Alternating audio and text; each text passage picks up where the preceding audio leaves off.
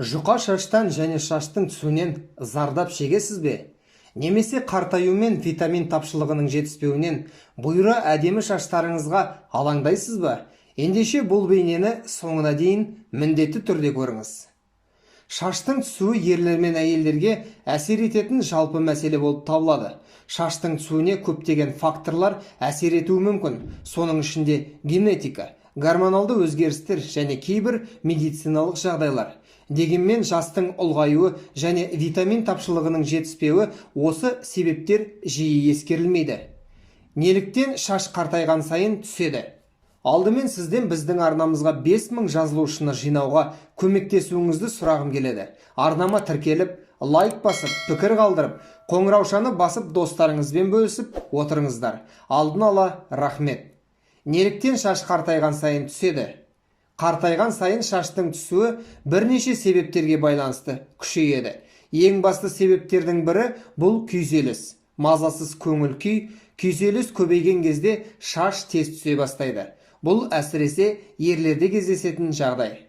Шаштың түсуінің 300-ден астам себебі бар.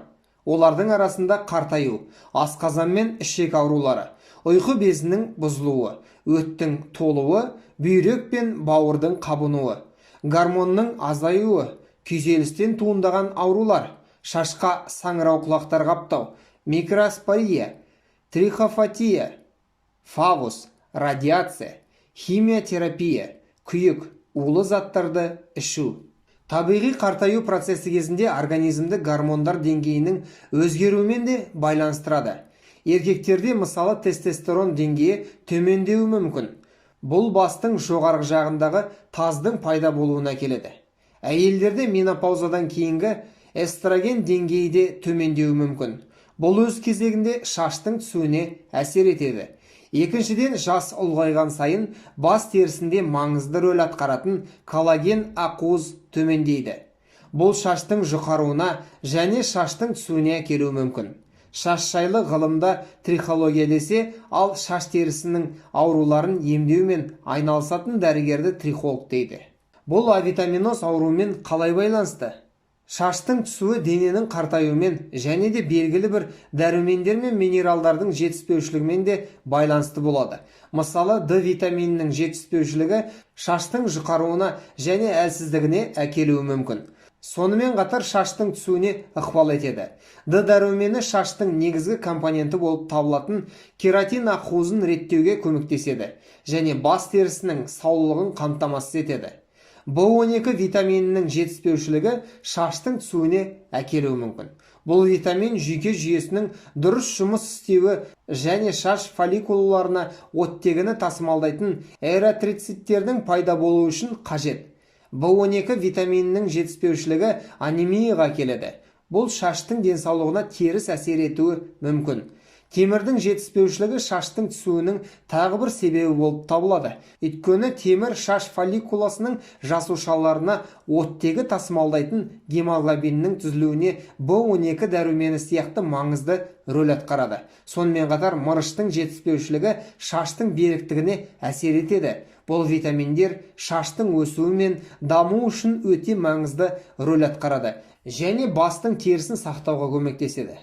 Қартаю кезінде шаштың түсуімен күресу және денсаулықты, соның ішінде дұрыс тамақтануды және де витаминдер мен минералдардың жеткілікті мөлшері өте маңызды. Сондай-ақ гормондардың деңгейін үнемі тексеріп, шашты емдеудің және нығайтудың әдістері туралы кеңес алу үшін трихологпен кеңескен жөн.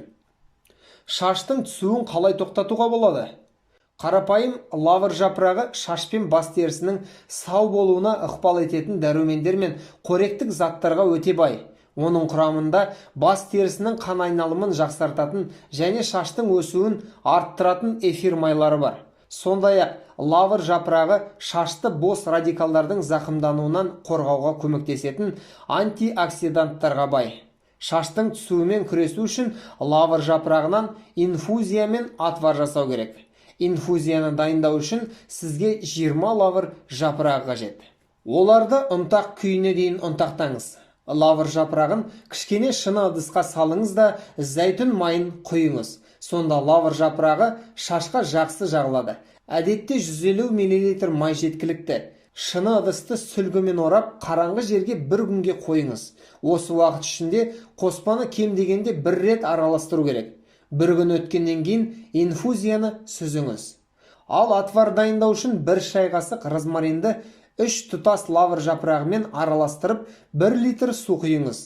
Қайнағаннан кейін қайнатпаны 70 минут бойы баяу отта қойыңыз. Осылай инфузия мен отвар дайын болады.